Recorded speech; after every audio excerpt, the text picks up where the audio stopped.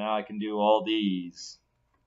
Calculate the average atomic mass. Now, they haven't given me masses. They've given me mass numbers, but that's okay. That's no trick. So, step one. What is step one? Step one is convert these to a decimal. So you can do that one of two ways. You can either move the decimal place twice, or you can divide it by 100. It does the same thing. It's just going to move the decimal place twice for you. So step number one, convert to a decimal, done.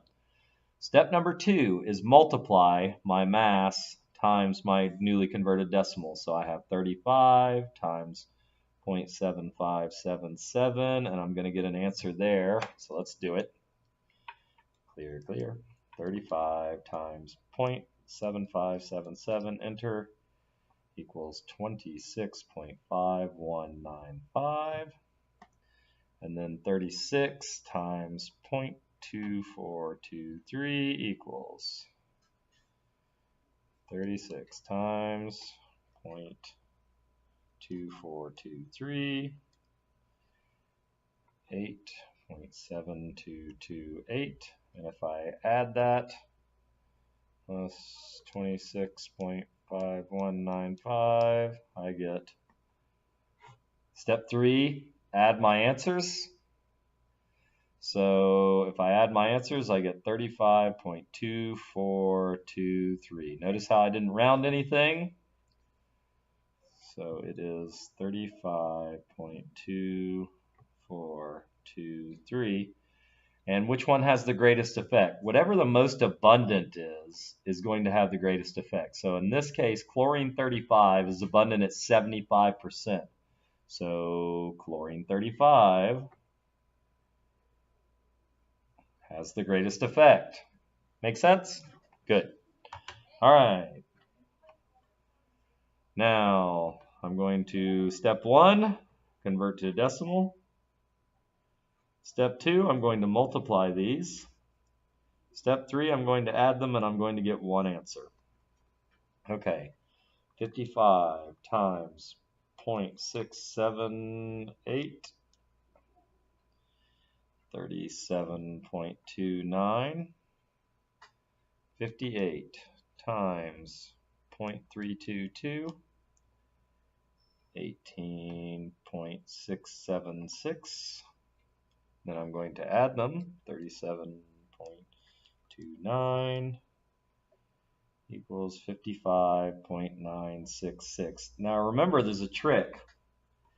Remember, this is going to be closest to the one that has the most effect. So is it closer to 55 or 58? It's actually closer to 56, but it's closer to 55 than it is to 58. So which one had the most effect? The one that had the most effect was iron 55, and that makes sense because it was the most abundant. And the mass was 55.966 AMUs. I didn't do my units up here. Oh, I should be punished. Okay.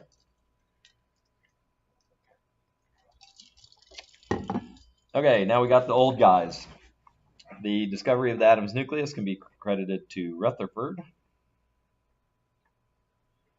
whose gold foil experiment provided experimental details about the atom structure. In his experiment, Rutherford aimed proton particles at a piece of gold foil.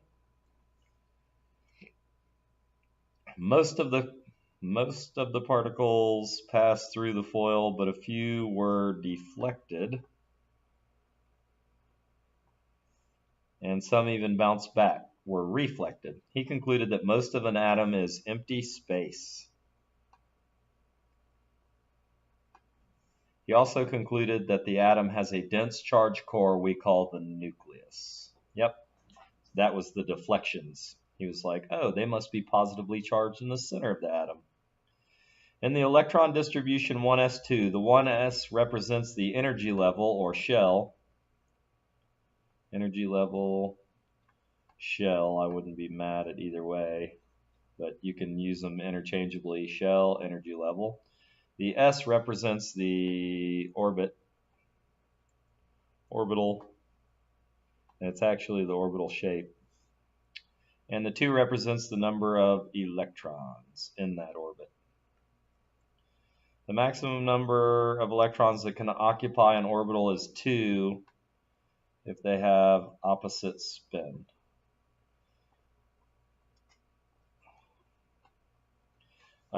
That's just for you honors guys. That's that orbital configuration where you go up, down, up, down, up, down, up, down, up, down, right? And they can only hold 2 if they have opposite spin. Okay, anions and cations. Well, if it's aluminum, it's got 3 valence electrons. That I can see from the periodic table. Aluminum, it's got 3 valence electrons, and if you look up here, I see that it's a cation, but I know that if it has 3 valence electrons, it's going to try and get rid of those 3 or gain 5. It wants to lose 3 because it's far easier. So if it loses 3 electrons, it's going to be positively charged. It's going to be a cation. Lose 3. Sulfur. Sulfur is right here. It has 6 valence electrons. So it wants to gain 2 to be a stable octet of 8. And if it gains 2 negative charges, guess what? It is an anion. Don't forget, cats are positive. Or that there's a plus charge in the middle of cation. Okay, this is neon. Neon has a full set of valence electrons, 8. So does it want to gain or lose? Nope. Is it a cation or anion? Nope. That's all there is to that. Oh, God. Oh, we got to move down here. See, you didn't see any of that stuff. I drew a little cat paw because cats are positive. Aluminum loses 3 electrons. I was sitting there pointing to it, and I didn't know that you couldn't see any of that. And the neon, none, anion, because it wants to gain 2. Okay. Hopefully everybody's got that. Let us continue now.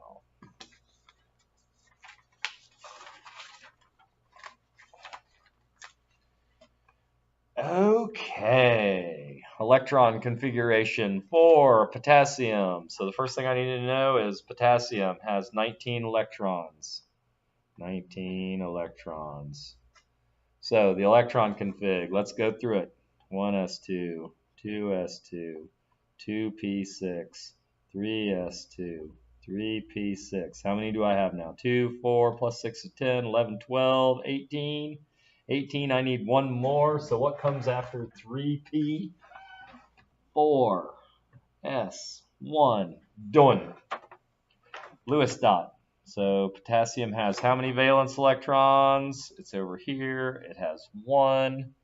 So my Lewis dot is that right there. I don't like the use of the term stable or unstable because that means that an atom that decays. But in this case, they're talking about electron config. Electron.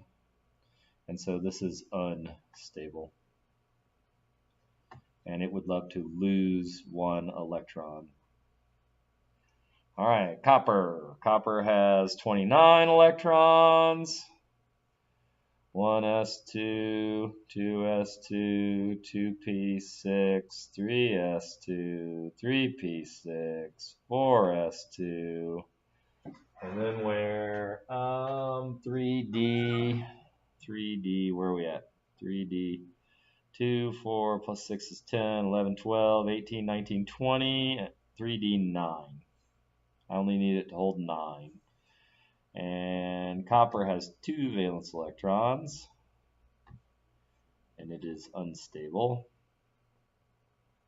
and it wants to lose 2 electrons.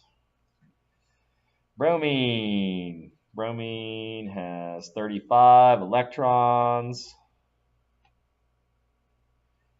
and it has 7 valence electrons, so 1, 2, 3, 4, 5, 6, 7. All right, let's do this. 1s2, 2s2, 2p6, 3s2, 3p6, 4s2, 3d10. So that's 30. And then what comes after 3d10? 4p. 4p5. And it is unstable. And it wants to gain 1 electron. So if it gains 1 electron, it's going to be an anion, right? Bromine, -1, anion.